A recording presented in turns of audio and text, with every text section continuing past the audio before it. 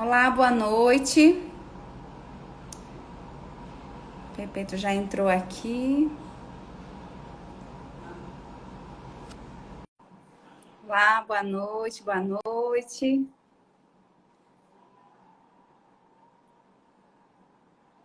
Boa noite, Natália. Oi, Estou tudo bom? aparecendo Boa bem? noite. Boa noite, tudo bem? Tudo bom? Tá conseguindo me ouvir?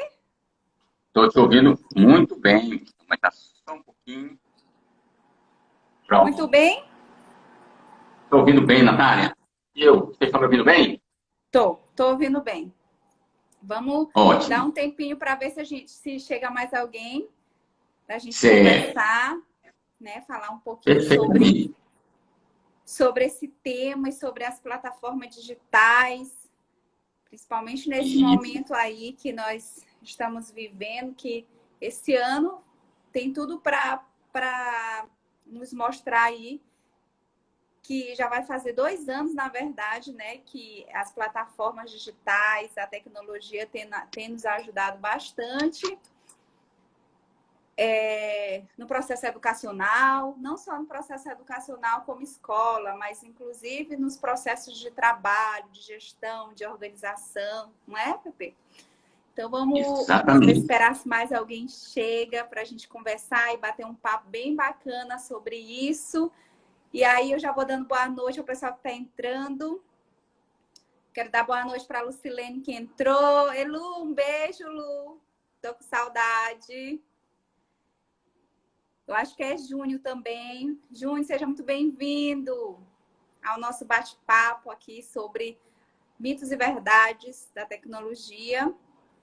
Eu não sei se ficou aqui no... Deixa eu só dar uma olhadinha, ver se já ficou aqui. Que eu acho que saiu aqui o... Não, acho que está. Sobre o nosso tema. Ah, um beijo, Lu.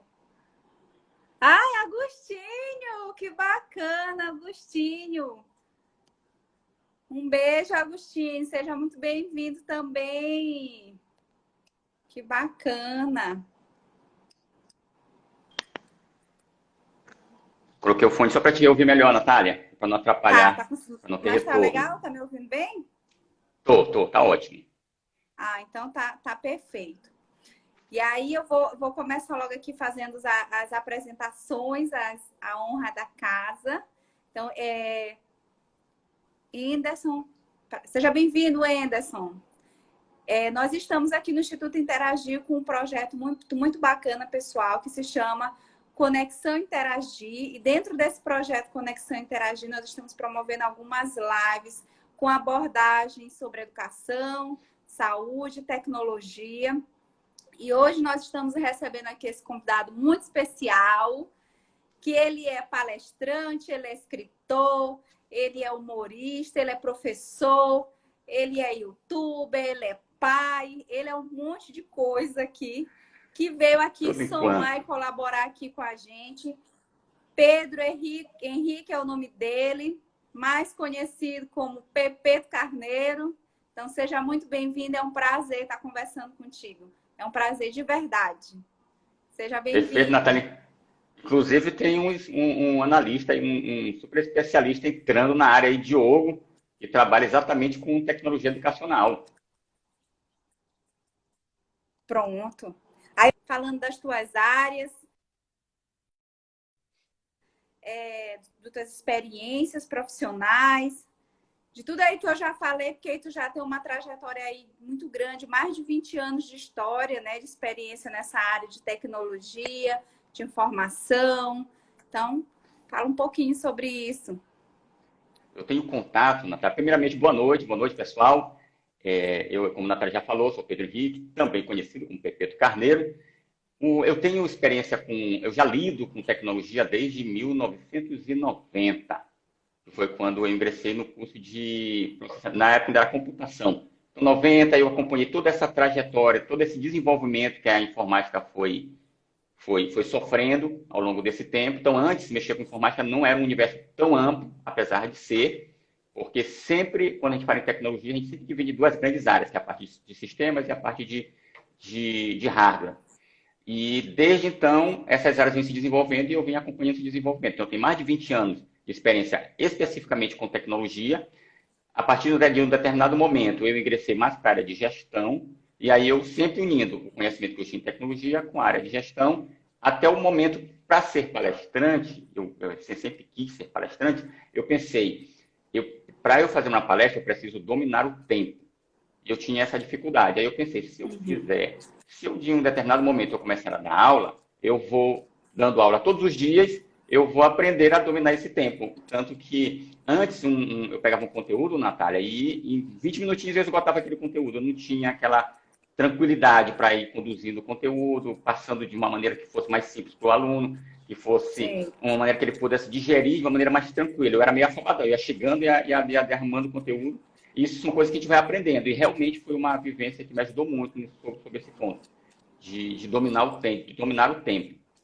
E aí passei a dar aula, e aí, inevitavelmente, eu acabei utilizando também o conhecimento que eu tinha em tecnologia dentro de sala de aula. E, ao mesmo tempo, eu também sempre continuei, eu sempre fui um profissional de tecnologia, eu nunca abandonei a área de tecnologia. Tanto que hoje eu sou analista de banco de dados, que é uma área bastante técnica dentro da informática. Então, hoje eu trabalho como analista de banco de dados, ministro aulas só na pós-graduação e faço curso, treinamento de curta duração, mas sempre mantendo esse contato com a sala de aula, que é uma coisa que eu gosto muito. Muito legal. E aí dá para perceber que sempre, por mais que tu é envolvido na área da tecnologia, que essa é a tua área, mas todas as tuas outras experiências, de algum modo, tu traz para agregar. Tu leva essa tecnologia exatamente para essas áreas, né? YouTube, por exemplo, né? Eu sei que tu já participaste, por exemplo, de cursos com o pessoal do Porta dos Fundos, né? Já participou de curso com a Cirlan Souza, com Lázaro Ramos. Então, tudo isso são experiências e treinamentos que dá para agregar e aí intercalando e levando tanto o teu conhecimento de professor, de palestrante, para essas outras áreas também e da tecnologia, que daí para somar, né? Então, Exato, Natália. acho isso muito bacana. E hoje, a proposta de ter convidado o Pedro é exatamente essa. Porque Pedro ele tem esse olhar para as tecnologias, já trabalha com isso há muitos anos nessa área. E a gente, né, Pedro, esse ano de 2020, 2021, a gente tem aí a tecnologia ao nosso favor. E se não fosse, de repente, a tecnologia, Pepito, como é que a gente conseguiria estar hoje, né? É uma reflexão que a gente tem para pensar, porque, na realidade, a tecnologia ela já vem agregando ao ser humano, à vida humana, de um bom tempo para cá, né? Mas a gente percebe que na pandemia, nesse processo de pandemia, deu um boom muito grande, porque quem não era adaptado, quem não sabia, quem não tinha essa intimidade com a tecnologia, teve que, de uma hora para outra, se reinventar, se reestruturar, se adaptar, porque era e está sendo o recurso mais utilizado para que a gente consiga fazer processo de gestão, fazer reunião, ter aula, né? Então, eu queria que tu falasse um pouquinho para a gente, inclusive, sobre a importância dessa tecnologia para esse processo de aprendizagem na escola, no trabalho, de modo bem amplo mesmo. Perfeito. Assim, qual é o teu olhar sobre isso? Isso tudo que aconteceu, Natália, ele foi apenas potencializado, ele foi acelerado, porque esse processo ele já vinha acontecendo de uma maneira mais incremental, que é uma maneira um pouco mais lenta. Então, as escolas, as empresas, algumas reuniões elas já vinham acontecendo de maneira online, de maneira remota, através da tecnologia, só que as pessoas ainda estavam, até por medo em alguns momentos, elas ainda se permitiam continuar no modelo antigo, porque ainda não tinha nenhuma grande necessidade que justificasse isso. Eles ainda não tinham enxergado o potencial que essa tecnologia oferecia. E, por medo, elas não se embrenhavam, elas não se arriscavam. Quando a pandemia chegou, ela obrigou esse processo a ganhar ele teve uma aceleração muito grande. Então, todo mundo que estava com medo perdeu aquele conforto de poder continuar do modelo antigo. Então, eles não tinham mais opções. E muitas pessoas que atravessaram esse cenário, elas viram que não era nenhum bicho de sete cabeças, elas viram que elas se adaptavam sim. Hoje existe um boom, inclusive, Natália, de trabalho home office. Muita empresa de São Paulo contratando profissional de São Luís do Maranhão para trabalhar dentro de São Luís do Maranhão. Tem um colega nosso, que você conheceu, que ele hoje mora em São Paulo e ele trabalha, ele é funcionário de uma empresa daqui de São Luís do Maranhão. Isso graças a quê? A essa aceleração que trouxe a pandemia e justamente por conta das tecnologias. Isso que a gente está vendo agora não são coisas novas. Eu já tinha desempenhado trabalho home office faz mais de 5 anos. Eu já tinha resolvido problemas de clientes remotamente há mais de 5 anos. Isso já existia.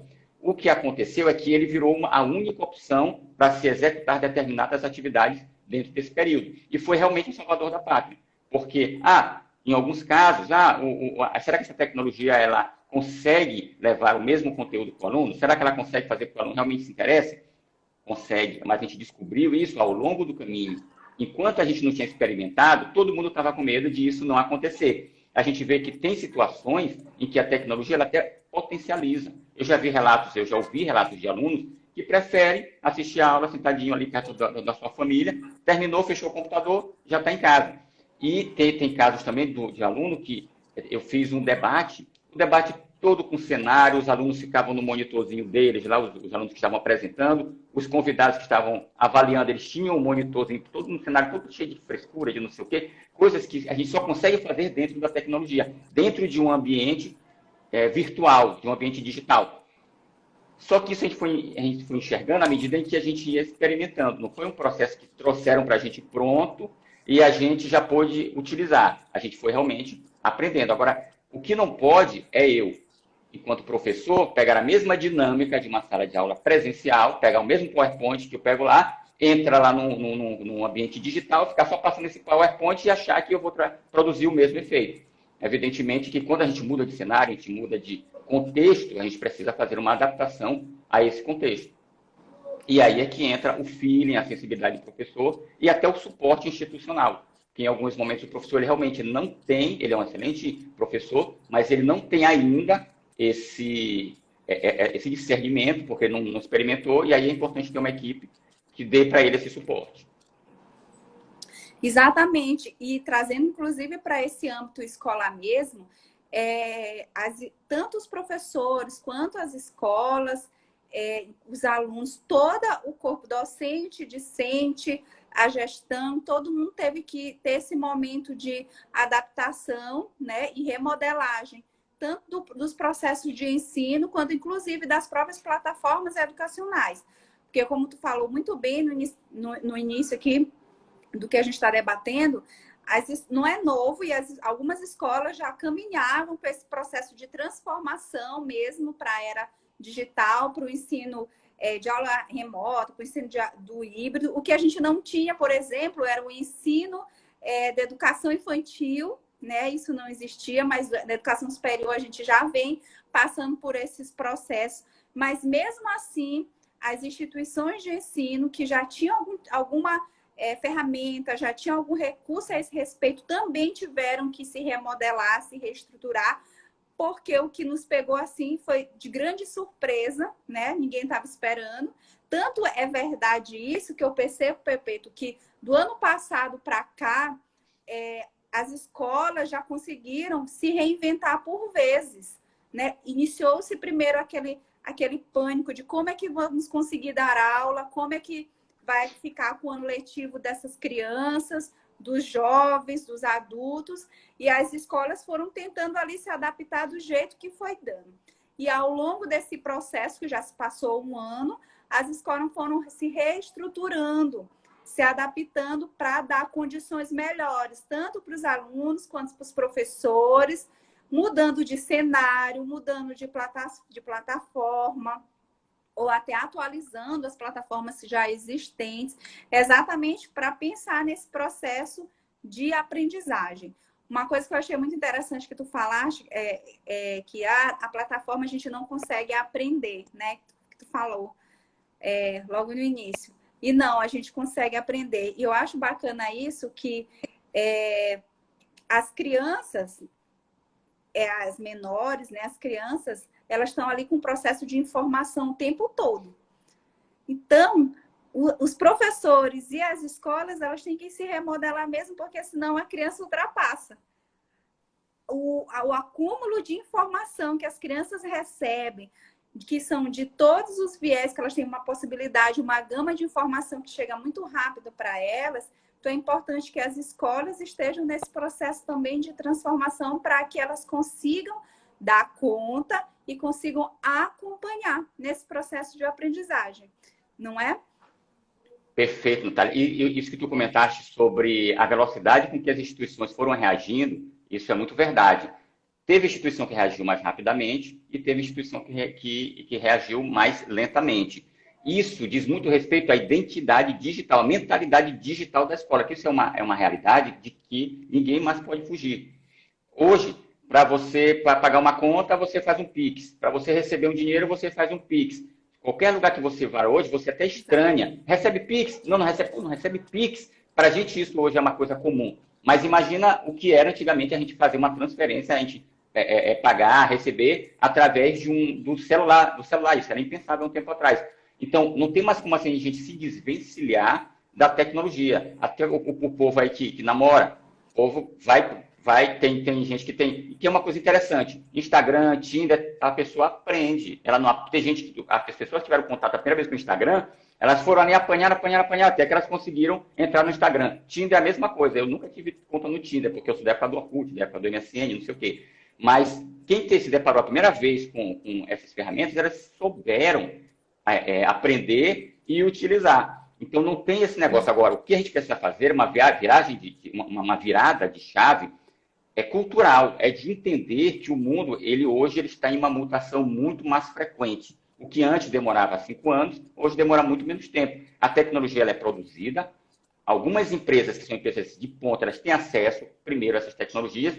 A sociedade, muitas vezes, consegue ter acesso, como tu bem mencionou. Então, as pessoas estão usando, os nossos filhos, eles estão tendo acesso, eles estão utilizando tecnologias que a gente não usa. Então, daqui que essa tecnologia ela chegue a uma instituição, ela realmente tem um caminho a percorrer. Mas aí é que a instituição ela precisa ter um olhar mais cuidadoso para isso. Por isso que se fala muito em transformação digital. Existe, sim, um processo de transformação digital. E uma coisa que eu penso é que a transformação digital não é um ponto específico dentro de uma instituição. A transformação digital, ela precisa permear toda a instituição. Então, se eu quero ter uma instituição com DNA, com uma pegada mais dinâmica, uma pegada mais digital, então eu preciso impregnar isso dentro das pessoas precisam pensar assim. Na mentalidade isso é importante, mesmo, né? A mentalidade de todo mundo, desde as pessoas que estão lá no atendimento, ao professor, ao próprio aluno, que a gente precisa educar o aluno também para isso. E eu tive casos de alunos que entraram para assistir às aulas virtuais no início e entraram com certo preconceito. E depois eles passaram por esse período e daqui a pouco eles estavam amando as aulas digitais. E eu tive casos de... Eu comecei dando aula no YouTube, porque para mim era mais confortável, porque eu já conhecia a plataforma no YouTube. Quando iniciou, começou a pandemia, todo mundo falou, gente, professor vai ter que dar uma aula online, tal, a gente ainda não tinha definido, não tinha padronizado uma tecnologia, então cada um foi para onde se sentia mais à vontade. E eu me sentia mais à vontade no YouTube. Comecei a fazer minhas lives no YouTube para os meus alunos, e um aluno comentou, professor, por que o senhor não dá essa aula no Twitch? Natália, eu não sabia nem o que era Twitch, nunca tinha ouvido falar no Twitch. Eu perguntei para ela, não, mas no Twitter tem como fazer? Não, não é Twitter, é Twitch. E aí eu aprendi, e vi que o Twitch ele tem alguns cenários que a gente constrói dentro do próprio Twitch, e aí eu passei a fazer minhas lives para essa turma, uma sistema de informação, e foi uma coisa assim, para mim foi um aprendizado fantástico, porque até gamificação eu consegui colocar dentro dessa plataforma, que os alunos iam, dependendo da quantidade de horas que eles iam assistindo, e dependendo das perguntas que eles respondiam, eles iam ganhando pontos, e aí eles iam ganhando níveis. Isso aqui já é... E foi um aluno que apresentou para ti, né? Que te sugeriu. Foi exatamente. Aí é que tem que ter aquela humildade do professor. Não, eu não posso fazer um negócio desse. Eu que sou professor, eu que sou dono da verdade, por que eu vou dar ouvidos para um aluno? Então, a gente precisa ter essa sensibilidade, porque eles estão dentro desse mundo muito mais profundamente do que a gente, principalmente aluno de sistema de informação. E mesmo que não seja aluno de sistema de informação, Teve aula também que eu ministrei, que teve um aplicativo que eu usei que eu não dominava. E aí eu fiz um comentário, será que esse aplicativo aqui... Eu comentei, eu acho que esse aplicativo não tem essa determinada função. Aí a aluna disse, professor, tem. Poxa, ensina pra gente agora. Aí a aluna foi lá, explicou, papapá, pronto. Aí eu aprendi, todo mundo aprendeu e todo mundo ganhou com isso. Então a gente precisa também perder um pouco essa vaidade. Porque a gente está entrando em um cenário que é complexo para todo mundo. Então, Sim. o aluno ele pode trazer uma série de conhecimentos que a gente não se deparou ainda. Não é que a gente seja burro, não é que a gente não saiba, não é que a gente seja... É porque realmente é muita informação e tem pessoas que já tiveram contato com aquela tecnologia e que a gente ainda não teve. Então, a gente precisa ter essa humildade para reconhecer quando naquele ponto específico a pessoa realmente tem muito a ajudar. E a própria questão assim do estímulo, às vezes o aluno ele é estimulado a ter essa busca, essas pesquisas de novas plataformas, é uma coisa dele, ele se interessa, ele vai buscar, ele vai atrás, então acaba que realmente essa informação chega primeiro para ele e depois que vai passando para os outros, e às vezes o professor ele não tem muito tempo ali, e acaba realmente que o professor se coloca, o aluno se coloca nessa posição de sugerir, é interessante porque o aluno traz algo para agregar para a turma, e melhor ainda que o professor ele ganha um aliado ali para ajudar nesse processo, que aí coloca o aluno ali como protagonista, né, da aprendizagem, Exatamente. já que ele trouxe a sugestão, ele sabe ali manipular a plataforma, conduzir o processo, já coloca o aluno ali como um mentor durante aquele processo. Outra coisa interessante que tu falaste, essa questão do... Inclusive, Natália, então, só para concluir esse ponto, a aluna que sugeriu a utilização dessa plataforma, ela virou minha moderadora. Então, eu entrava na sala de aula e ela ficava lá monitorando. Se tivesse algum aluno falando besteira, não sei o que, ela lá e tirava. Se entrasse alguma pessoa que não tinha nada a ver com a aula, ficasse atrapalhando, ela lá e tirava. Então, ela tinha alguns poderes dentro da sala de aula. Então, isso melhorou muito a atenção que eles davam para a sala de aula. Isso é importantíssimo, porque... volta aquele ponto que eu comentei contigo, Natália, de que a gente não pode simplesmente pegar o que a gente faz dentro de uma sala de aula presencial e levar para um ambiente digital. Ele exige algumas adaptações. E isso mexe muito com o mito de que o aluno ele perde o interesse na aula quando ele entra no ambiente digital. E existem diversas maneiras de você evitar que isso aconteça. Agora, para isso é importante que você domine e que você explore o potencial do ambiente digital. O debate tinha som, aparecia um programa de televisão. Então, isso era uma maneira de atrair. A questão da gamificação era uma outra maneira de manter a atenção dos alunos. Teve aluno, Natália, que praticamente, como é que a gente fala quando a gente vai assistir o filme? Maratonava a aula porque ele queria alcançar aquela quantidade de horas dentro do... Isso já aconteceu comigo também como aluno. Teve um curso que eu participei e que eu vi depois que tinha um ranqueamento. E eu estava lá embaixo. Aí eu, não, peraí, eu vou começar. Aí eu comecei a assistir os cursos da plataforma e eu fui aprendendo nessa brincadeira. Não é só assistir para ganhar, para melhorar no ranking. Eu realmente ia aprendendo à medida que eu ia assistindo. E eu fui melhorando minha pontuação. Mas por quê? Porque eu queria melhorar minha pontuação, em função da dinâmica da gamificação. Isso acaba puxando nosso interesse. E são pontos que a gente precisa levar em consideração, porque uma coisa a primeira coisa que a gente precisa conseguir dentro do aluno em sala de aula é a atenção dele. E a atenção, hoje, é um negócio complicado. É uma matéria-prima muito concorrida. Então, a primeira coisa que a gente precisa do aluno é a atenção. Depois que a gente consegue a atenção, a gente precisa garantir que esse aluno vai compreender o que a gente está falando. Ele precisa compreender aquele assunto. Depois que ele compreende, existe um erro muito grave, que é de que o aluno compreende, acha que ele reteve aquele conhecimento, mas ele não reteve. Quando chegar no outro dia, quando chegar no mesmo dia, daqui a um tempo, você faz uma pergunta sobre o assunto que o aluno esqueceu. Porque ele compreendeu no momento da aula, mas depois ele não fez a retenção. O cérebro dele não armazenou, o cérebro dele entendeu que aquele conteúdo era irrelevante. Então, existem dinâmicas que a gente faz para providenciar essa retenção. E uma vez que você garante que o aluno reteve aquele conhecimento, tem um outro processo importante, que é o processo de recordação. Que está retido no cérebro, mas se estiver numa área que o aluno não consegue acessar facilmente, também não vai adiantar para muita coisa. Então, existem processos que a gente utiliza para facilitar a recordação daquele conteúdo. E tudo isso a gente consegue fazer dentro de um ambiente digital, da mesma forma que a gente consegue fazer em um ambiente físico. E Pepeto, eu queria falar contigo, inclusive, porque a gente está conversando sobre essa possibilidade de conexão entre o professor com o aluno, aqui utilizando a tecnologia, que o professor tem que se conectar com o aluno para que o aluno consiga fazer essa assimilação do conteúdo. Na sala de aula, a gente ainda sente que em alguns momentos nós temos essa dificuldade, né? De alguns alunos se conectarem com o conteúdo, assimilarem, até de criar esse vínculo mesmo com o professor. E na plataforma, assim, quais são o teu pensamento, a tua reflexão a respeito disso, de quais estratégias que a gente consegue criar para que o professor que está ali, aqui no celular, no tablet, consiga ali se conectar com o aluno. E aí, eu queria, assim, a tua visão a respeito dessa conexão com as crianças, né? O que tu acha, assim, que porque o adulto, ele já é um pouco difícil, porque o adulto já é mais fácil, aliás, porque ele consegue um pouco se concentrar melhor, ele consegue ter uma atenção, né?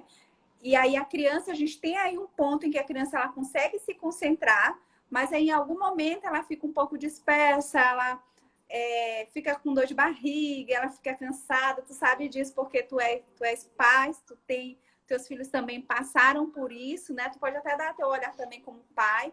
Então, a criança, além de que ela fica muito tempo em frente a uma tela e acaba realmente ficando cansada e não conseguindo aproveitar de fato o conteúdo que é ensinar. Então, tu acha que nesse momento também o professor deve utilizar assim, estratégias diferenciadas para poder trazer a criança mais para perto, se conectar melhor com a criança? Então, o que tu pensa sobre isso? Natália, eu vou começar para falar desse assunto, eu vou pegar uma frase que tu falaste, que tu acabaste de dizer. O aluno, em função da tela, ele acaba ficando cansado, né? Agora, tu quer ver uma coisa? Os meus 2 filhos, se eu colocar eles na televisão ou no celular e colocar um joguinho chamado Minecraft, eles ficam o dia inteiro nesse jogo, eles esquecem o que eles estão fazendo, esquecem que tem pai, esquecem tudo, não querem nem saber, passam o dia inteirinho. Isso é a prova de que o problema não está na tela. O problema é o outro, não é a tecnologia, não é a tela, não é nada disso. O que a gente precisa fazer é entender melhor o mundo desse aluno, o mundo desse público. O meu filho, antigamente, para a nossa geração, Natália, telefone sem fio era uma coisa maravilhosa. Meu Deus, na rua lá de casa, na minha infância, as pessoas, o status da casa era se tinha um fio de telefone. Na rua que eu morava tinha 2, 3 casas que tinha esse fio, que eram os magnatas da rua.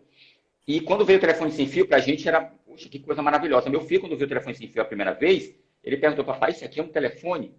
Por que para ele aquilo não parecia um telefone? Porque o telefone para ele tem tela, a gente arrasta os botões. Então, estava fora da realidade dele. Então, o que a gente precisa fazer é entender a realidade daquele aluno para conseguir se conectar com ele através do mundo dele. O que ele reage melhor? O que chama a atenção dele? O que prende a atenção dele?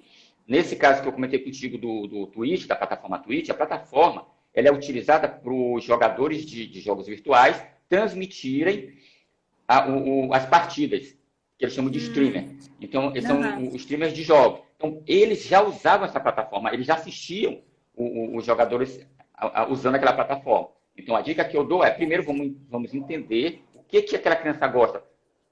O Minecraft ele é extremamente gamificado. Então, tem esses jogos, eles gostam muito, chamam muita atenção deles. Tem um tal de Free Fire que eu já não acho nem tão adequado, mas o que tem dentro do Free Fire, tirando a parte do tiro, do sangue e não sei o que, da cabeça estourando, o que tem dentro daquele jogo? Porque as crianças não estão ali só por causa do tiro, elas não estão ali só por causa do sangue. Tem alguma outra coisa que está atraindo a atenção deles. Então, o que tem dentro da dinâmica daquele jogo que está atraindo tanto a atenção deles e que a gente pode explorar? Então, o que a gente tem que procurar fazer... Né? Exatamente. Então, vamos entender. O aluno, quando tu comentaste que eu fiz o curso com Porta dos Fundos, fiz o curso de teatro do Lázaro Ramos, fiz curso de stand-up, estudei, tenho vários livros que falam de humor, que falam da aplicação do humor. Eu não tenho a pretensão de ser comediante profissional, eu não tenho a pretensão de ser um ator profissional, mas eu acredito que existem ingredientes dentro do teatro, da interpretação, dentro do humor, que podem me ajudar dentro de sala de aula. O humor, por exemplo, é um recurso importantíssimo, valiosíssimo para você trabalhar a retenção de conteúdo. Tem várias pessoas estudaram e perceberam que se você contar uma piada que tenha relação com o conteúdo, se o aluno sorrir, se for uma piada sem graça, não vai ter muito efeito. Mas se for uma piada que surtir efeito com aquele aluno, quando ele sorri, ele abre um canal, que tu vou comentar outra coisa, a questão da conexão do professor com o aluno. Você faz uma piada, o aluno sorri, você automaticamente se conecta. O aluno, Sim. ele abre alguns canais que fazem com que você se conecta com ele. Ele fica mais simpático à aula, ele começa a prestar mais atenção, porque o cérebro dele entendeu que ali está trazendo um prazer para ele. Tem até alguns hormônios que ele libera que também facilitam esse processo. Quando você faz isso, o professor Ednan me ensinou, que eu perguntei para ele, Ednan, por que quando a gente mexe com o emocional, a gente ativa a nossa memória permanente? Ednan disse que é porque o canal emocional, ele fica na mesma região do cérebro que a nossa memória permanente. Então, quando você ativa essa região do seu cérebro, você automaticamente está ativando a sua memória permanente. Então, quando você consegue fazer isso, eu contei uma piada que tem relação com aquele assunto. Não é uma piada qualquer, eu vou contar a piada só para fazer a turma rir. Não, uma piada que está conectada com aquele assunto. Às vezes eu conto exemplos engraçados de tecnologia envolvendo hardware, envolvendo software. Então, quando o aluno, daqui a um tempo, o aluno se lembra da piada, porque a piada está lá no emocional dele, e essa piada é como um ganchinho que ele puxa a piada e vem junto com o conteúdo. Então, aquele conteúdo dificilmente ele esquece. Teve um aluno que fez um depoimento, Natália, que fiquei muito feliz, no meu Instagram, que eu postei um trechinho de um vídeo que eu usava sempre em sala de aula, que era um vídeo da Segunda Guerra, e que eu associava essa situação da Segunda Guerra à importância da informação. O aluno, embaixo, Natália, ele escreveu tudo que ele tinha aprendido. Isso fazia mais de 2 anos. O aluno escreveu, eu lembro que o senhor falou isso, falou aquilo, e eu me lembro que a informação isso, informação aquilo, mas por que ele fez isso? Porque ele tinha o conteúdo, que era um conteúdo forte, um conteúdo que mexeu com o emocional dele, associado àquele conteúdo. Então, ele acabou conseguindo puxar aquilo ali. Então, a gente precisa lançar mão desses recursos. A gente não pode ter esse preconceito. É teatro. O que teatro tem a ver com a educação? Vou estudar. Será que não tem? A minha desenvoltura em sala de aula, a minha dinâmica, porque às vezes a gente assiste um ator, até no programa de televisão, a gente assiste aquele ator falando, a gente percebe uma coisa diferente. A gente percebe uma espontaneidade, a gente percebe uma atitude diferenciada. Aí você vê uma pessoa comum sendo entrevistado, ele é entrevistado de uma maneira que fica meio tímido, a gente percebe aquilo. E já quando você vê um ator, você vê uma dinâmica, você sente, ele prende mais a sua atenção. Então, por que eu não posso pegar um ingrediente dali, mesmo que eu não tenha a pretensão de ser ator, para eu colocar dentro da sala de aula? Da mesma forma o humor, da mesma forma a produção de conteúdo audiovisual que eu vi com o Porta dos Fundos. Então, tudo isso são recursos que eu me apropriei para isso. Sim, e eu acho excelente. Eu me lembro, quando estudava, criança, adolescente, por vezes, por exemplo, eu respondia a provas de conteúdos a partir de algum exemplo que o professor deu em sala de aula, mas aquele exemplo que me marcou, e aí eu consegui fazer a associação daquele exemplo com o conteúdo, e aí durante a prova consegue ali responder a questão, porque ficou na minha memória aquele exemplo, então eu consigo responder. Né? Essa tua fala, ela é bem pertinente, porque eu acho que dos professores que eu converso e das aulas que eu assisto, muitos professores têm usado essa ferramenta para trazer com que os alunos consigam se conectar com as aulas. Primeiro, conhecer os alunos, a turma que está ali, seja de educação infantil, seja do ensino fundamental, ensino médio, superior, conhece qual é aquela turma que ela está, e a partir dos interesses daqueles alunos, ela vai começando, né, aos poucos, a partir de exemplos, convidando o aluno para fazer parte. Isso funciona muito bem, inclusive, Pedro, na educação das crianças, porque a gente traz a criança para participar, né? Eu coloco, se o aluno gosta de futebol, eu converso sobre o futebol. O aluno, ele deixa escapar que ele gosta de videogame. Então, no meu exemplo, eu trago um videogame. Então, é muito importante que o professor ele traga essas técnicas, essas estratégias para dentro da sala de aula, exatamente para que o aluno ele consiga se conectar nesse processo de aula remota, de aula híbrida.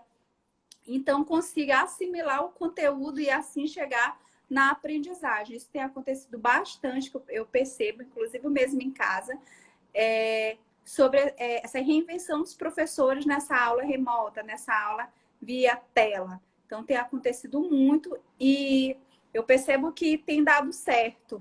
Utiliza, por exemplo, a música, utiliza os vídeos do próprio YouTube para trazer, agregar o conteúdo que está dando em sala de aula e também para que os alunos eles consigam assimilar o conteúdo, e o vídeo ele vem ali exemplificando, né?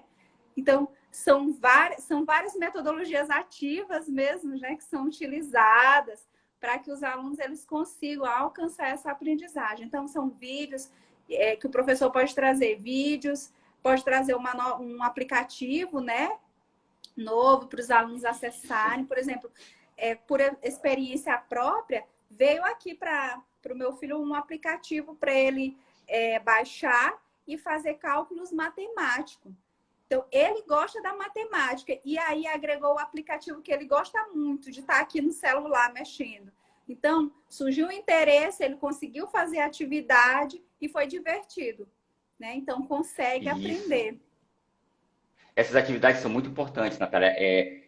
Quanto mais o aluno participa, que nem tu bem falaste da metodologia ativa, quanto mais o aluno participa do processo, quanto mais ele sente que a atividade dele dentro desse processo, mais ele se engaja. Você passa uma atividade que é só para ele ficar ali rabiscando não sei o que, respondendo questão, é uma coisa, ele tem um efeito sobre o aluno. Você passa uma atividade que é para ele construir um vídeo, que é para ele montar uma peça, que é para ele fazer uma coisa que é um pouco desafia mais o aluno, no primeiro momento ele vai ter uma certa dificuldade, mas depois que ele atravessar a primeira vez, dali para frente ele vai fazendo aquilo com muito mais naturalidade. E ali, esse é o verdadeiro desafio. Isso acaba puxando o aluno mais para perto de você. Agora, não é uma coisa simples. Realmente tem aluno que tem mais dificuldade. Uma época eu tentei fazer uma dinâmica que os alunos faziam um telejornal. Isso foi em 2016, 2017. Eu simplesmente não consegui, na época, em 2017, eu não consegui fazer com que os alunos fizessem essa dinâmica. Não eram alunos de sistema de informação. Eles simplesmente não tiveram condição, não aceitaram. Não. Hoje, a gente fala disso como se fosse uma coisa natural. O que é hoje um aluno não saber fazer um telejornal em sala de aula? O que é hoje um aluno não saber fazer um vídeo e entregar para o professor? É uma coisa natural. Mas em 2017 não era. Então, imagino como é frustrante para o professor ele tentar implementar e, naquela época, parecia estranho. Inclusive, teve até outras pessoas que acharam que não, mas para um sistema de informação, será que cabe isso? Prova que cabia que depois aconteceu. Só que aconteceu em um momento futuro, em um momento posterior. Mas a gente não pode ter mais esse receio, a gente tem que experimentar. As coisas só acontecem, a gente só consegue saber se vai dar certo ou se não vai dar certo experimentando. E aí, com isso, para isso é importante ter realmente uma parceria com os alunos. Ganhar a confiança daquele aluno e mostrar sempre para o aluno que a gente está buscando o melhor para o aprendizado dele. Não é porque a gente quer se aparecer, não é porque a gente quer fazer ele de cobaia, é o que a gente quer realmente buscar o melhor aprendizado. A gente tem que ter esse contato com o aluno, essa conexão. Exatamente. E outra coisa também que eu acho interessante, que algumas escolas promoveram, por exemplo, eventos para orientar os pais no uso dessas tecnologias, para que então eles conseguissem se adaptar nos processos dessas plataformas, então fazer esse acompanhamento e orientar os filhos em casa. Às vezes foram palestras, às vezes foi um workshop, ou então veio uma orientação por escrito, um vídeo. E isso é importante, não é, Pepe? Porque acaba que a família ela não se sente, foi jogado para mim, eu tenho que fazer. Ela se sente acolhida e se sente orientada. Então, as escolas que tomaram essa atitude, eu compreendi como uma atitude positiva, tanto no olhar da escola quanto no olhar das famílias, que as escolas estavam aí se preocupando com a família, porque, afinal de contas, está sendo ainda um período em que os pais têm que fazer esse acompanhamento em casa para as famílias que optaram ainda e que ainda estão nesse processo de aula em casa. E aí eu acho interessante, porque a família ela consegue ali se adaptar também com a plataforma, ela consegue, às vezes, ela não conhecia aquela plataforma, por exemplo, o Google Meet ou o Zoom, não conhecia, ela meio que tem que aprender, né, para poder conseguir auxiliar, e depois, que nesse primeiro momento se vê assim, mas eu sou obrigada a aprender essa plataforma e tudo, etc.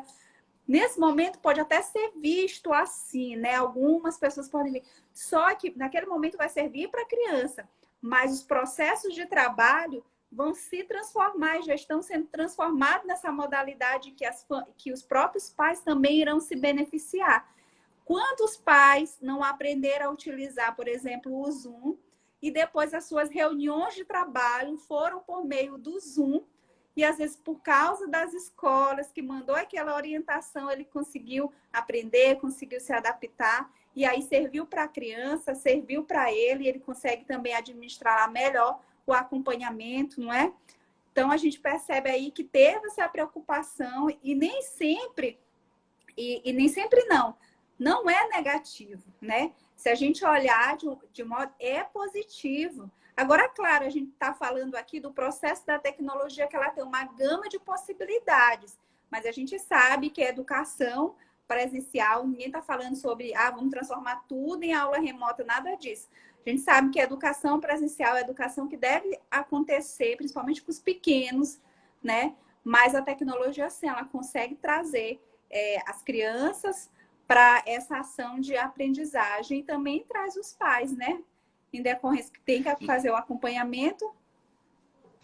Natália, maravilhoso esse comentário que tu fizeste. Olha, eu tive uma experiência e quando os meus filhos foram começar as aulas pelo Zoom, eu fui fazer... Aí as mães deles começaram a comentar que eles não estavam conseguindo acessar, não estavam conseguindo. E aí sempre tem, até quem é da área de tecnologia, sempre tem aquele preconceito. Poxa, isso é uma coisa tão simples, não sei o que. Aí eu peguei, vou pegar e vou cadastrar meus 2 filhos e vou colocar eles 2 para resolver isso. Natália, passei uma manhã inteirinha apanhando que nem um condenado para eu conseguir fazer o cadastro deles. Aí entra o que tu comentaste dessa preocupação que a escola realmente precisa ter com os pais. Aí eu pensei, 20 anos de tecnologia, eu entrei em contato com uma pessoa que tinha configurado o Zoom, eu com ele na linha, fiquei apanhando a manhã todinha, aí eu fiquei imaginando, gente, imagina a colega fulana de tal da minha filha, que mora só ela e a avó. Que depois a gente vai tocar nesse ponto, se realmente a idade influencia. Como é que ela vai fazer para ela conseguir acessar isso? Porque tinha uns 2 detalhezinhos, não era tão complexo, mas tinham 2 detalhezinhos Sim. que a gente precisava passar e que o Zoom ele não dava mensagem exatamente do que era o problema. Ele só dava uma mensagem genérica que a gente não conseguia saber exatamente qual era o problema. Que estava relacionado com a idade. Qual era o problema? Eu ia cadastrar meu filho, colocava a data de aniversário dele, a data de nascimento dele, e o Zoom detectava que era menor e não deixava, só que ele não dizia, não pode ser cadastrado o menor. Ele dava uma outra mensagem. E com isso eu fiquei apanhando, não sei o que, manda e-mail para cá, manda e-mail para lá, até que, não, é só seguir esse processo desse jeitinho. Então, quando a escola tem essa preocupação, ela transmite essa informação claramente para os pais, e os pais vão passar pelo processo certinho, bonitinho, não vai ter problema algum. Mas é importante que elas tenham essa preocupação. E tu falaste outra coisa, é importante que o pai queira que isso aconteça, é importante que o pai entre nessa parceria. Ele não pode também achar que a escola tem que resolver todos os problemas. Porque quando a gente entra num ambiente digital, a escola perde parte do controle. Quando a escola quando todos os alunos estão aqui dentro de uma sala de aula, que foi feita para isso, foi preparada para isso, e tem todos os artefatos que são necessários para esse processo educativo, estão todos à vista, é uma coisa. Quando está cada criança em um ambiente que não é controlado pelo professor, a gente sabe que tem relatos de pais, de mães que passam de toalha, de não sei o quê, e existe uma etiqueta que ela precisa ser, é importante que o pai tenha essa preocupação. Como é que vai ficar o ambiente que meu filho vai... Claro que existem algumas dificuldades para isso, mas é importante que a gente encare essas dificuldades e encontre soluções para elas. Agora, esse tripé é importantíssimo.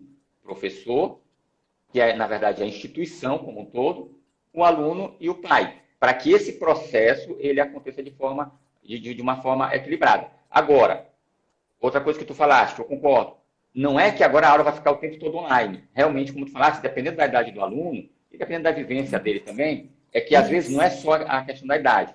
Porque eu conheço a professora Ângela, tu conheceste também a professora Ângela, ela é uma pessoa que, eu não sei, ela deve estar na faixa dos 60, 70, e quando surgiu o Kahoot, isso faz uns 2 anos, mais de 2 anos que a gente mexe com o Kahoot, quando surgiu o Kahoot, e a professora Ângela, ela montou, foi um manual explicando como é que o Kahoot funcionava. E ela é uma pessoa que é uma das professoras que tem mais idade dentro dessa instituição, e ela foi aqui uma das primeiras a usar, e montou, foi um manual explicando. Aí as pessoas me procuravam, porque eu era uma espécie de referência. Entre os professores, eu era uma espécie de referência da tecnologia, então eles me procuravam. Pedro, como é que funciona esse Kahoot? Rapaz, eu vou te mandar um manual que a professora Ângela fez, que E esse professora manual é só Ângela é de contabilidade. de contabilidade. Ela não tem nada a ver com tecnologia, ela Isso. não é uma pessoa nova, e isso aí, para mim, Uhum. quebra esse paradigma da idade, não tem a ver com idade. Quando eu ia procurar Não as tem a salas ver mesmo. 3.0, não tem. Quando eu ia procurar as salas 3.0, que são as salas que a gente usa para fazer dinâmicas, que envolvem mais tecnologia, toda vez que eu ia agendar, quem já estava lá agendadinho, professora Ângela. Então, uma das pessoas que mais utilizava tecnologia, uma das pessoas que mais conhecia de tecnologia educacional, era a professora Ângela, e que não era estava longe de ser uma das professoras mais novas. Então, não tem relação só com a questão da idade. Tem aluno que tem mais contato com tecnologia e, claro, vai ter mais facilidade em lidar com a Sim, tecnologia. Tem pessoas que têm menos contato com tecnologia que vão ter mais dificuldade. E vai muito também da mentalidade. Então, o que precisa ser visto é a mentalidade de cada um. Aí entra as especificidades. Não é a faixa etária, não é a sim. condição social. É, claro que alguns fatores influenciam, mas é realmente a vivência daquela pessoa dentro do ambiente tecnológico. Isso aí é uma coisa que a gente tem que levar em consideração. Claro. Aí entra aquela análise de cada aluno, aquela coisa mais personalizada. Realmente não adianta eu achar que eu vou pegar uma turma, eu vou aplicar uma dinâmica e todos os alunos vão reagir da mesma forma. É importante que a gente veja o que está tendo efeito com um determinado aluno e o que não está tendo efeito. E o que a gente pode fazer, o Kahoot ajudava muito nisso. A gente usava o Kahoot e a gente via, fazendo as questões que aquele aluno teve mais dificuldade, para fundos assuntos Sim. que aquele aluno teve mais dificuldade. Tem inclusive metodologias ativas que ajudam para isso. O Peer Instruction é um que ajuda muito nisso. A instrução por pares, para dar uma nivelada nessa questão do conteúdo dos alunos. Mas é importante que a gente sempre leve em consideração as especificidades, o perfil de cada pessoa, sem ficar preso a generalizações. E principalmente essa questão de faixa etária. Perfeitíssimo.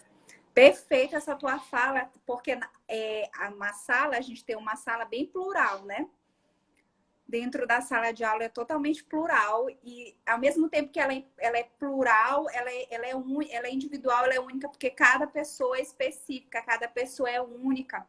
E cada uma tem habilidades diferentes, aptidões diferentes. Umas aprendem com mais rapidez, outras elas aprendem, mas elas precisam de mais um estímulo extra.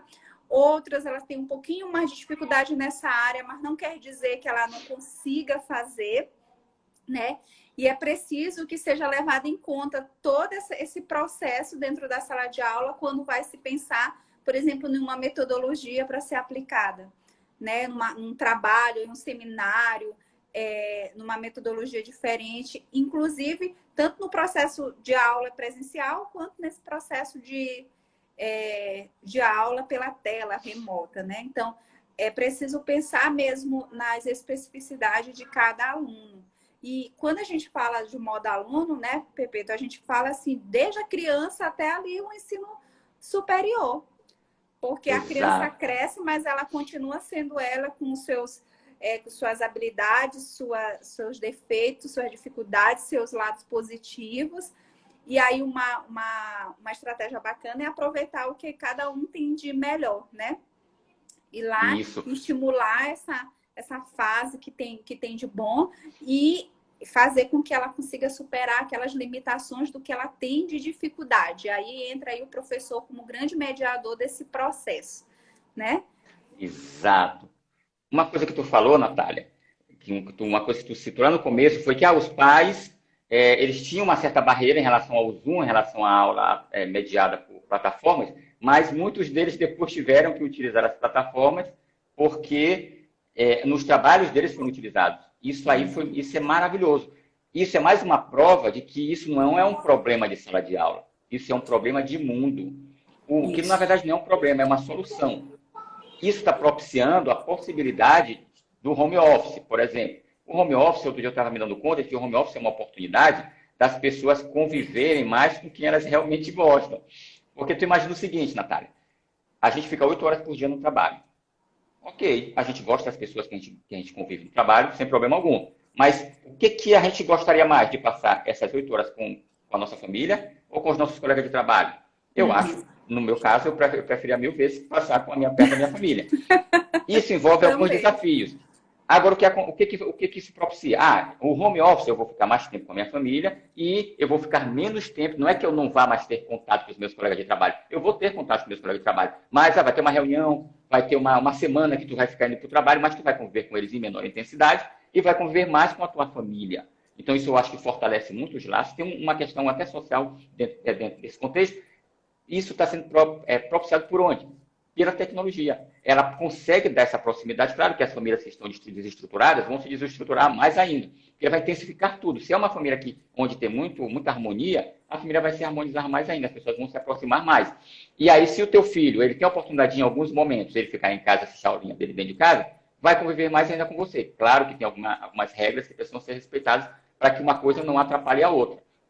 Mas eu sou muito partidário dessa ideia da família que assiste aula, da família que trabalha, da família que está buscando o seu sustento, próxima, perto uma da outra, e, ao mesmo tempo, consegue ter contato com os colegas. Ela vai conseguir ter contato com os amiguinhos do colégio, ela vai conseguir o pai vai conseguir ter contato com os colegas de trabalho, a mãe vai conseguir ter contato com os colegas de trabalho, mas as pessoas com quem ela vai ter mais contato são as pessoas com quem ela é mais próxima. Então, isso foi uma coisa que me ocorreu, que eu acho que tem uma coisa interessante nessa questão, quando a gente fala de família. Então, eu gosto muito da ideia. Apesar que tem alguns desafios, quando a gente fala principalmente do ensino híbrido, que é o desafio da acomodação. Porque tem aluno que não vai para a sala de aula, muitas vezes, sala de aula presencial, tendo a oportunidade que ele não é por outra questão além da preguiça. Ele simplesmente tem preguiça de sair de casa. Então, isso é um desafio que a gente precisa ainda encontrar uma solução, que é o aluno que tem a oportunidade de ir para a sala de aula, porque é importante, como tu falaste, esse contato físico é importante que ele haja, que ele aconteça. Claro. E, ao mesmo tempo, é importante que o aluno tenha a oportunidade, que acontecem situações, Natália, em que realmente o aluno é um dia de trabalho que ele chegou cansado, ele saiu tarde do trabalho e ele não vai ter a oportunidade de se dirigir até a instituição. E, nesse caso, ele ter a oportunidade de chegar em casa, ligar o computador e ainda assistir a aula, e isso é uma coisa que eu sou muito fã. Isso é uma coisa que eu defendo muito. Você ter a oportunidade, ou você, poxa, eu estou em viagem. Isso é uma coisa que a aluna adorava usar como desculpa para não assistir aula. Professor, eu não vou poder assistir a semana porque estou em viagem. Acabou essa desculpa. Sim. Chegou, está na viagem, trabalha durante o dia, chegou à noite, estou falando no caso do ensino superior, noturno, chegou, vai acender o computadorzinho dele, está lá no hotel, ele consegue assistir a aula dele. Um aluno que vai visitar os pais no interior, eu estou com uma família no interior, com meus avós, com minha família que está no interior, e aí eu consigo assistir a aula. Então, eu gosto muito dessa ideia de a gente dar essas possibilidades, desde que isso não se transforme em uma desculpa para o aluno ficar o dia todinho, para o aluno querer assistir aula apenas em casa, em função da conveniência que é assistir aula sentadinho na sua cadeirinha dentro do seu lar. Cadeira. Concordo perfeitamente. E aí a gente tem uma grande pergunta que não quer calar. Então, quais são as dicas, na verdade, que a gente pode dar para os pais para que eles consigam ajudar os filhos a utilizarem as tecnologias ao seu favor? Né? Como é que os pais podem ajudar ali o filho? Como tu mesmo falou agora, o meu também utiliza. O meu utiliza é Roblox. Ele gosta desse joguinho de Roblox. Sim. E aí, como é que a gente pode auxiliar esses pais? O que é que tu pode aí dizer para a gente para que os pais utilizem as tecnologias em prol aí de repente da aprendizagem, da educação, das crianças? Então, qual é a tua dica para esses pais ajudarem essas crianças? Porque a tecnologia está aí, eles vão utilizar de qualquer jeito. Seja para assistir um vídeo no YouTube, seja para jogar um Minecraft, para jogar um Roblox, para qualquer coisa eles vão utilizar. Então, como é que eles vão poder pegar essa tecnologia aí para utilizar ali a favor deles, né? E tem muito pai que sabe dessa possibilidade, tem muitos pais que, inclusive, eles querem aprender sobre isso, mas eles não sabem mesmo como fazer. Então, qual é a tua dica? O que tu diz aí pra gente? Para que esses pais consigam ajudar os filhos. Me ajuda aí, diz aí. Natália, em primeiro lugar, é convivência. Porque nós pais, nós temos uma questão que a gente gosta de ver a criança com a nossa mentalidade de adulto. E a gente não se permite ser criança como eles. Aqui em casa, eu brinco de cabeça, né? Mão na cabeça, ombro, joelho e pé. Ombro, joelho e pé. Vamos brincar de cabeça, ombro, joelho e pé. Roblox. Uma época eu comecei a entrar no joguinho para ficar brincando com meus filhos. Para eu entender, mas por que, que chama tanta atenção deles? Ah, é porque tem uns coleguinhas aqui, tem uma dinâmica ali, tem não sei o quê. Então, eu entrei no jogo com eles, eu comecei a participar mais do mundo deles. Kahoot, para nenhum dos meus filhos, nem das minhas enteadas, é novidade, porque muito antes das escolas entrarem no Kahoot, entrarem nessa questão virtual, eles já faziam Kahoot aqui em casa, porque eu já tinha descoberto que existia todo esse Kahoot Sim, e eu ficava botando muito constelações, bom. não sei o que, estelares. Tu está estudando o quê? Ah, eu estou estudando planetas. Ah, pois então vamos todo mundo brincar aqui e saber quem entende mais de planeta. Aí eu peguei a própria pesquisa, dentro do Kahoot a gente pesquisa planetas. Aí vai ter lá um questionário prontinho falando sobre planetas. Você bota a turminha para fazer. Ah, papai, mas esse assunto eu não sei. Vai saber agora, vai apanhar, vai perder para tua irmã, para a minha enteada, vai perder e depois tu vai aprender. No outro dia eles estavam tudo pesquisando, porque quando eles iam fazer Kahoot de novo, eles não queriam ficar em último lugar. Então, a gente precisa realmente se conectar com eles, a gente precisa participar mais ativamente e não ficar só esperando que a escola faça isso. Então, quando a gente entra, aí é que eu te digo, a gente precisa realmente mais entrar e sem preconceito, sem querer, Natália, ser o dono da razão, porque às vezes a gente entra com aquela coisa, eu vou proibir meu filho de usar um determinado jogo, eu não gosto desse jogo, então eu não quero que ele jogue. E aí você perde a oportunidade da criança ali passar a realidade. Então, quando eu vou entrar, não, meu filho, como é que eu faço para entrar nesse jogo? Eu não sabia até jogar Roblox. Aí eles que me ensinaram. Então, eu fui, acessei, ingressei, fiquei lá jogando, perdi. Eles passavam meia hora me esperando, porque tinha uns obstáculos lá que eu tinha que passar, que eu ficava apanhando, ficava demorando para passar, porque eu não sabia mexendo aqui no negócio. E aí, mas a gente vai aprendendo, a gente vai começando a entrar realmente no mundo deles, vai entendendo como é que a cabecinha deles está funcionando, o que está chamando a atenção deles, o que está tornando a vida deles mais enfadonha. Então, quando a gente faz isso, a gente consegue entender muito mais do dia a dia deles. E aí a gente consegue, quando a gente assiste uma aula, quando a gente vê a aula que eles estão assistindo, às vezes é bom também a gente acompanhar esse processo, que a gente pode não ser o dono da razão, mas a gente pode dar dicas para a professora, para a instituição, de maneiras que podem realmente chamar a atenção do filho dele. O meu filho, ele gosta, o meu filho de 9 anos, ele gosta de estudar, ele tem essa facilidade. Então, para ele, não precisa de muita coisa. Se você botar ele lá e ele souber que ele está estudando, ele vai prestar atenção numa boa, vai aprender, ele tem uma facilidade e tal. Minha filha não gosta. Minha filha perguntava, minha filha, o que você mais gostou quando você foi para a escola? Ah, papai, na hora que a professora me disse tchau. Ela é assim. E eles têm características para te ver, Natália. Se a gente está falando dentro de uma sala de aula, os alunos têm, dentro de uma família, as crianças têm particularidades, as crianças têm Claro. personalidades diferentes. O meu filho, eu cumprimento ele beijando no rosto. A minha filha, eu cumprimento ela beijando na cabeça, porque minha filha não gosta de beijo no rosto. Então, eu não vou forçar ela. O meu filho, que é mais carinhoso, ele sofre com isso, porque ele quer que ela abrace ele quer que ela fique beijando o rosto dele. Meu filho, ela é assim. Então, se você quiser que ela comece a lhe dar mascarinha, você vai ter que ir fazendo um processo gradativo. Não é você obrigar ela. Então, a gente precisa entender a particularidade de cada um. A minha filha já tem mais dificuldade. Então, ela exige uma participação maior. Para chamar a atenção da minha filha, para você conseguir atrair a atenção da minha filha, você vai ter um esforço maior. Então, é importante transmitir isso para a escola. É importante que a gente consiga transmitir isso para a professora. E, do outro lado, a gente também ajudar eles dentro. Meu filho, eu não preciso fazer, eu só pergunto. Meu filho tu estuda aí, eu só pergunto. Como é que foi? Aí, se eu perguntar para ele, ele sabe tudo. Minha filha, não. Eu tenho que acompanhar mais de perto, ela faz, e aí, se eu simplesmente perguntar, eu vou ter mais dificuldade. Então, eu preciso entender como é que é cada um dos meus filhos, e a gente, às vezes, não se permite. Porque isso exige tempo, isso exige dedicação. E às vezes para o pai não é tão. O pai prefere estar jogando uma bola, ele prefere estar tomando uma cervejinha. E se a gente não tiver essa doação, e hoje eu fico feliz de ver que os pais participam muito mais desse processo, assim como as mães já participam disso há muito tempo. Os pais, eu sinto que teve uma aproximação maior, eu fico muito feliz com isso, mas isso é um processo que realmente precisa ser intensificado. A mãe, o pai, eles precisam realmente entender mais dos seus filhos. E isso, Natália, mexe com vários fatores, não é só com a educação. Sim. Porque quantas crianças surpreendem os pais? Porque fazem uma coisa que o pai diz, meu Deus, nunca imaginar que o filho fosse fazer isso. Por quê? Porque o pai vive a vida dele e o filho vive a outra vida. Então, não existe esse acompanhamento. Então, se você realmente não procurar participar da vida do seu filho, do dia a dia, do desenvolvimento, da formação da personalidade dele, você não tem como contribuir muito. não tem nem como pensar em possibilidade de ajudar. Não, e isso se reflete não só na questão da tecnologia, mas de todos os âmbitos da vida da criança, né? Se não há esse Isso. acompanhamento, se não há essa conexão familiar, se não tem essa relação, né, em casa com os pais, de conhecer o filho, saber do que ele gosta. Então, conseguir trazer, por exemplo, as coisas que ele gosta como exemplo para as atividades diárias, né? As atividades, uma atividade de português, uma atividade de matemática. Ah, ele gosta de futebol, contar as bolas, as bandeiras.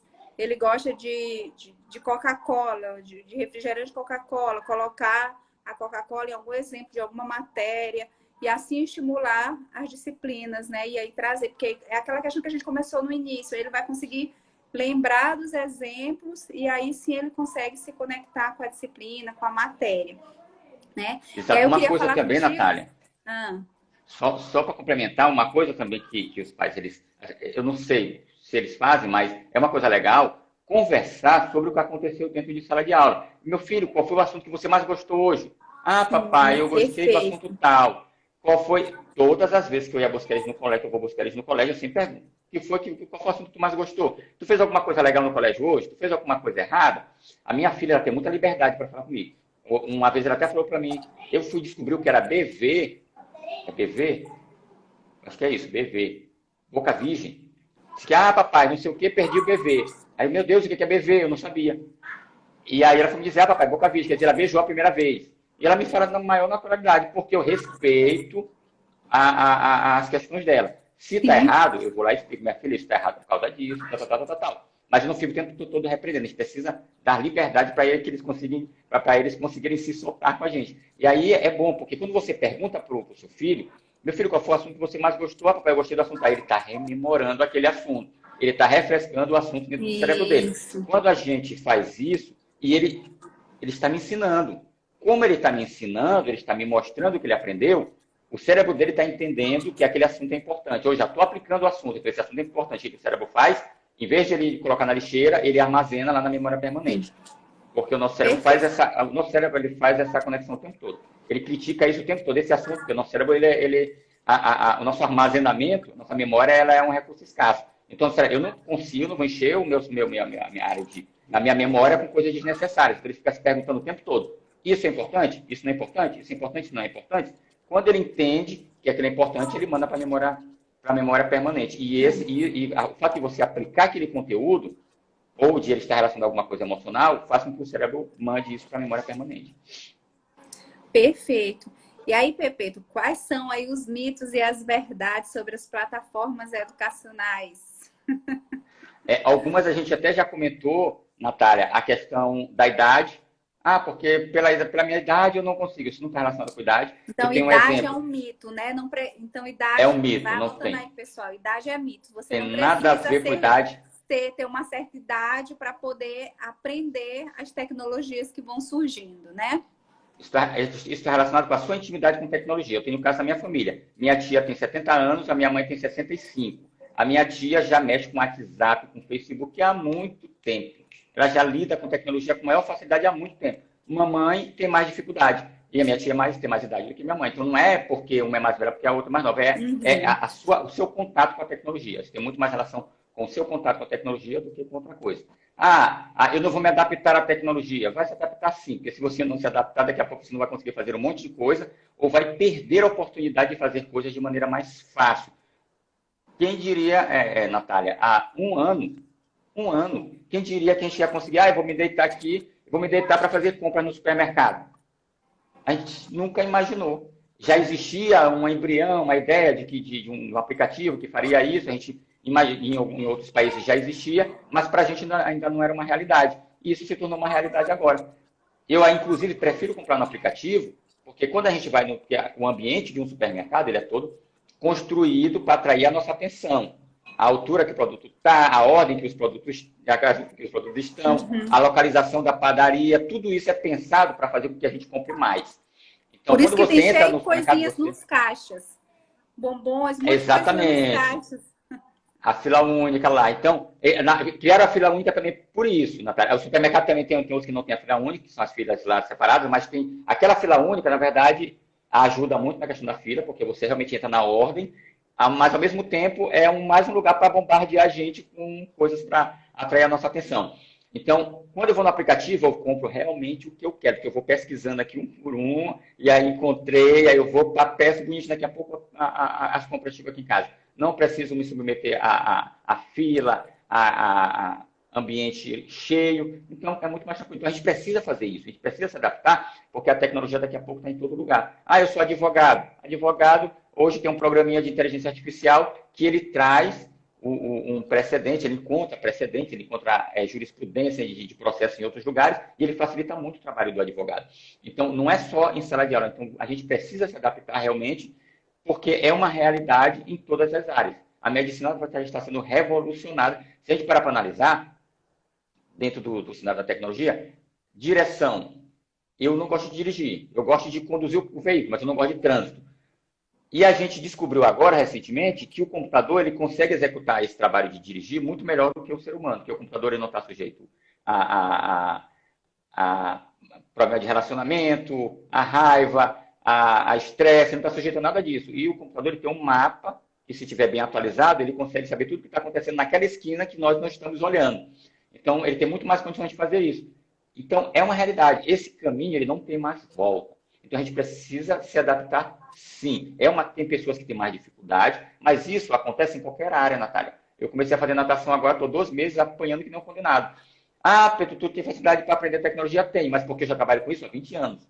Se eu fosse ter contato com tecnologia agora, eu ia apanhar como qualquer outra pessoa. Então, não é a questão de ser mais difícil, de você ter mais dificuldade. A questão é que você teve menos contato. E algumas pessoas têm mais dificuldade em uma determinada área ou outra área. Então, você precisa realmente experimentar, você precisa realmente apanhar, perguntar, pesquisar, porque hoje a gente pesquisa no Google. Então, pesquisa mesmo, lê, pede ajuda para alguma pessoa que tem mais facilidade. Agora, peça ajuda para que a pessoa lhe ensine a usar, e não para ela simplesmente resolver o problema. Eu coloco o Zoom para funcionar no meu computador. Aí ele vai resolver, você não vai assistir, da próxima vez você vai ter que pedir ajuda novamente. Então, o negócio é você pedir realmente para a pessoa lhe ajudar para que você aprenda. E aí, à medida que você... eu aprendi a mexer no Instagram, aprendi a mexer no Zoom, aprendi a mexer no Microsoft Teams, daqui a pouco você aprende o processo de aprendizagem de uma nova tecnologia. Daqui a pouco não é mais uma nova tecnologia que vai lhe surpreender, porque você já entendeu a dinâmica de aprender uma nova tecnologia. É aprender a aprender mesmo. Então, o primeiro mito é que idade... Não tem idade para aprender, a gente passa por esse processo de adaptação. Me dá aí um segundo mito. A tecnologia vai substituir o professor. Não vai substituir o professor. O professor, ele vem mudando o seu papel dentro de sala de aula, que ele não é mais um papel apenas de fornecimento de conteúdo. O professor, antigamente, ele ia lá, arriscava lá o que ele tinha que riscar no quadro, passava aquele conteúdo e o aluno se virava para aprender. Ou o professor também ajudava dentro de sala de aula. Hoje em dia, descobriu que o aluno aprende melhor sozinho. O professor entra para tirar dúvidas específicas, dúvidas mais profundas, e principalmente para exercer, Natália, aquele papel que eu te falei, que faz com que o cérebro mande a informação para a memória permanente, que é fazer com que o aluno aplique aquele conteúdo.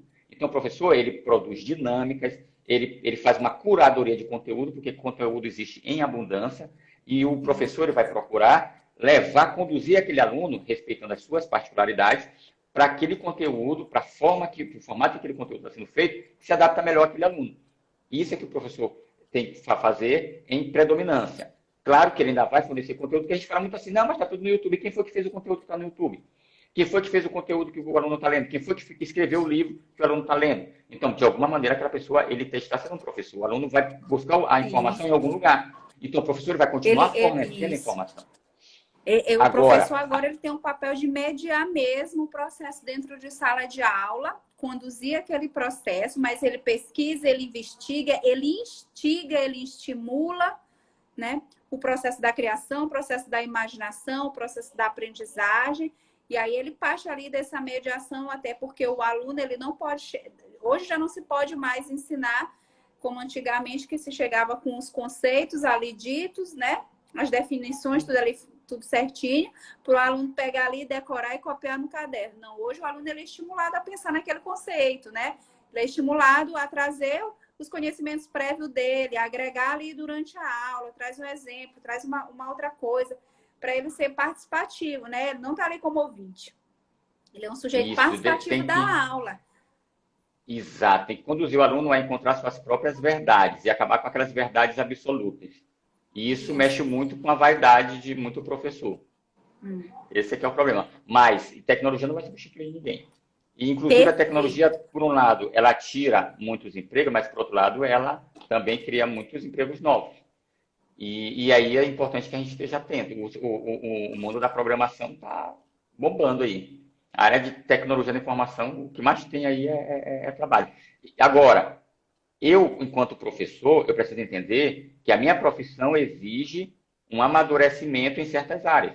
Exige uma evolução natural. Então, o professor que dava aula em 1980, ele tinha determinados recursos, ele tinha determinadas ferramentas. O professor que dá aula hoje, ele precisa lançar mão de outras ferramentas, porque as gerações mudaram.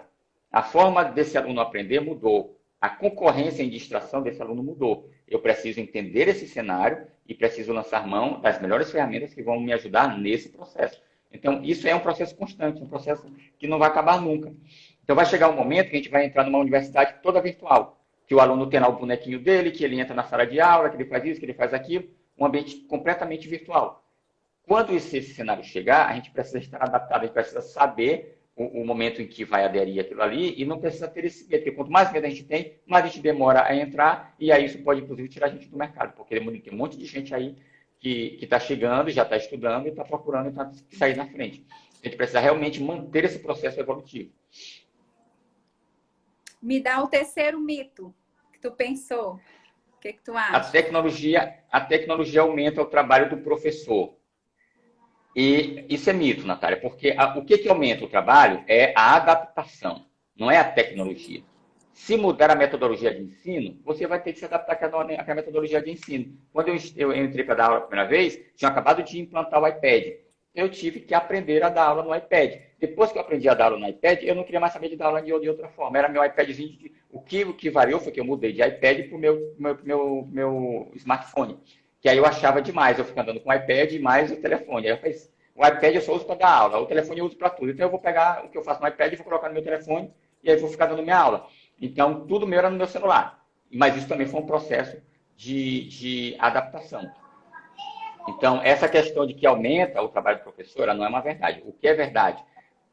Aumenta dependendo da metodologia que a instituição está utilizando. A instituição mudou completamente a forma que você vai ministrar a sua aula. Você agora vai ter um ambiente X, e que existe que você coloque um conteúdo Y, e que existe que você coloque umas questões de tal forma, isso você realmente vai precisar fazer aquelas questões. Mas você faz a primeira vez. Quando for no próximo semestre, ou no próximo período letivo, no caso das escolas, você já vai ter aquele conteúdo pronto. A primeira vez que você é colocado para produzir um conteúdo, eu vou produzir o conteúdo do zero, então eu vou ter um trabalho, claro, para produzir aquele conteúdo. Mas no próximo período letivo, o conteúdo vai estar pronto e você não vai mais precisar dar aula sobre aquele conteúdo, porque o conteúdo você já produziu, o aluno vai assistir aquele conteúdo e o seu trabalho em sala de aula, ele vai ser muito mais colocar o aluno para fazer dinâmicas em relação àquele conteúdo, produzir algum questionário para o aluno resolva, ou fazer alguma metodologia ativa para que o aluno construa alguma coisa a partir daquele conteúdo. E aí você não vai ter mais aquele trabalho de ficar falando, de ficar repetindo, de ficar vivendo o aluno dormindo, que a gente sabe que é uma prática comum quando a gente fica simplesmente fazendo aula expositiva. Então, não é que a tecnologia está fazendo isso. Na verdade, a dinâmica, quando ela muda, em qualquer cenário, em qualquer situação, nas empresas, que tu comentaste, é a mesma coisa. Exatamente. Mudou tal sistema. Gente, mudamos o sistema da nossa empresa. Então, a gente vai ter um trabalho maior para a gente se adaptar ao novo sistema. Daqui a pouco você se adapta e você verifica que o seu trabalho ficou mais fácil, depois que o sistema é implantado. A tecnologia deixa os alunos mais distraídos, mais preguiçosos. A tecnologia não deixa, é aquilo que eu comentei contigo da tela. Existem dispositivos que o aluno fica ali o dia, que a criança fica ali o dia todinho se você deixar. Então, não é a tecnologia, é a dinâmica da aula que não está atraindo a atenção do aluno. Então, você precisa entender que o aluno está em casa, que o aluno está com o computador, que se ele der um alt tab ali, ele facilmente consegue ver outra coisa, consegue ver um videozinho no YouTube. Então, a sua concorrência aumenta. Agora, Se você utilizar, de fato, os recursos tecnológicos que você tem dentro do ambiente, eu posso fazer um Kahoot dentro do meu Zoom, coloco um Kahootzinho para funcionar, eu duvido que os alunos não vão ficar focados lá no seu Kahoot. Você faz uma dinâmica, você coloca os alunos para fazer um trabalho, uma discussão em grupo, quebra as salas lá no Zoom, bota o aluno para fazer uma discussão em grupo, mas sempre com um propósito, isso aí vai atrair muito mais a atenção do aluno. Agora, se você pegar aquele mesmo PowerPoint que você usa na sua sala de aula, você colocar dentro do Zoom e ficar só passando e falando, considerando que o aluno está em casa, que ele tem um alt tab, que ele está no computadorzinho dele, ou que ele está no celular e que ele pode a qualquer momento mudar para o Minecraft ou para um outro site que ele gosta, realmente não vai funcionar. Então, não é a tecnologia, é a dinâmica que a gente está colocando, que não é uma dinâmica apropriada para aquele ambiente. Então, a gente precisa sempre ter atenção em relação a isso. A tecnologia não faz isso. Eu percebo que tem muitos mitos que nós poderíamos estar aqui falar, né? Por um bom tempinho sobre os mitos sobre as tecnologias, né? Eu percebo que a gente ainda tem muitos mitos, mas aí agora eu queria que tu me dissesse a verdade sobre as tecnologias. Uma verdade, sim. Uma verdade sobre as tecnologias educacionais. Qual é a grande verdade que permeia a tecnologia? A verdade, Natália, é o viés de mutação. A tecnologia, a gente está feliz porque a gente aprendeu e daqui a pouco a gente vai ter que ficar feliz porque aprendeu uma nova. Porque não existe tecnologia que vai durar por muito tempo. Que nem eu comentei contigo, antigamente era iPad, daqui a pouco, no período da pandemia, a gente teve que se revolucionar. Porque foi todo um processo de aprendizagem do professor. Então, o professor teve que aprender a mexer naquele monte de coisa que ele nunca tinha mexido, a maioria nunca tinha mexido. Vamos produzir videoaula. Muitos professores têm medo de câmera, e é normal. A exceção é você não ter medo, porque é uma coisa que a gente não se depara com frequência. Então, é uma coisa que realmente traz um certo medo para a gente. Então, a verdade é que não é só para a tecnologia, é para tudo, é que a gente está em constante aprendizagem. A tecnologia vai ficar mudando, ela mudou agora. Como teve essa questão da pandemia, muitas empresas, Natália, que a gente nem sabe, elas estão aí pensando em soluções novas para esse mesmo problema. O próprio Zoom, ele lançou recentemente a sala imersiva, que é um ambiente que todo mundo fica lá em um cenário incluído dentro daquele cenário. Parece um auditório, as pessoas ficam dentro do auditório, você escolhe o cenário, vão fazer uma reunião, aí aparece uma mesa redonda, todo mundo imerso naquele cenário. Então, a gente precisa ficar o tempo todo se atualizando. Não tem tecnologia que dure muito tempo. A tecnologia antigamente durava X anos, aí daqui a pouco diminuiu, daqui a pouco a gente aprende uma coisa num dia, no outro dia a gente tem que aprender outra. Então, a verdade da tecnologia é que a gente precisa aprender a aprender. Uma grande verdade em relação a essa, a tecnologia é essa, que a gente precisa aprender a dinâmica da aprendizagem de novas tecnologias. A gente precisa perder esse medo e precisa entender que a gente tem que se despir realmente das tecnologias. De tudo aquilo que a gente aprendeu, teve muita coisa que eu precisei realmente abandonar. Eu passei um grande tempo programando, desenvolvendo programas em uma determinada linguagem. Se eu for procurar emprego hoje, nessa linguagem, eu estou totalmente fora do mercado. Porque as linguagens em que os programadores usam hoje são linguagens completamente diferentes da linguagem que eu utilizava lá nos anos 2000. Então, na tecnologia, isso é muito forte.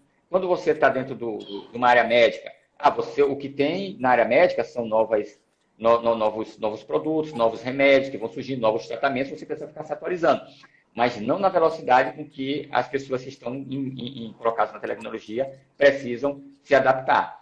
Então, dentro do direito. O direito é uma disciplina um pouco mais constante. Que aquela lei, pronto. Agora, dentro do direito, o advogado, dentro da profissão de advocacia, você precisa entender que aquele mesmo conteúdo, aquele mesmo trabalho, você vai precisar fazer utilizando tecnologias. Porque se você não usar tecnologia, o seu concorrente vai utilizar e ele vai conseguir fazer as coisas mais rápido do que você, vai ser mais eficiente. Então, a grande verdade, para quem é do mundo da tecnologia, isso aí já é constante há muito tempo. Essa evolução, isso já é uma coisa que para a gente já é natural. Se a gente sabe que a gente não fizer, eu parei um tempo de desenvolver também sistemas. Que nós, seres humanos, disponibilizemos, né, para essa aprendizagem, não é, Pepe? Exatamente. Aprender, a gente tem que se disponibilizar para receber essa aprendizagem, né? Vamos começar a assistir também programas. Olha, tem um programa chamado Olhar Digital, ele sempre traz uma tecnologia nova. A gente precisa olhar mais para frente, Natália. Em vez de a gente ficar acompanhando tendência, a gente precisa entender onde é que a tendência está nascendo. Porque muitas vezes a gente só toma conhecimento quando a coisa já tomou conta do mercado. Ah, caiu na escola A, já veio o Zoom, foi para a escola B, foi para não sei aonde, aí eu, como professor, agora que eu estou sabendo, o que é Zoom? O Zoom chegou para ti agora. Então, se a gente não ficar estudando, não ficar... Vamos no YouTube, mas vamos pesquisar, além de pesquisar outras coisas, vamos pesquisar também quais são as tendências, vamos seguir pessoas que estão mostrando, tem o Ricardo Amorim, tem a Marta Gabriel, Marta com TH, tem a Marta Gabriel, e tem a inovação, eles estão sempre postando novidades tecnológicas. Essas novidades tecnológicas, que hoje parece que são novidades específicas para uma determinada área, amanhã elas estão repercutindo lá na educação.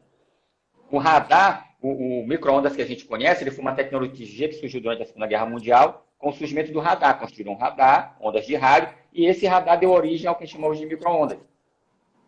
Dentro da educação, a mesma coisa. Tem tecnologias que hoje estão sendo utilizadas nas empresas para uma determinada finalidade.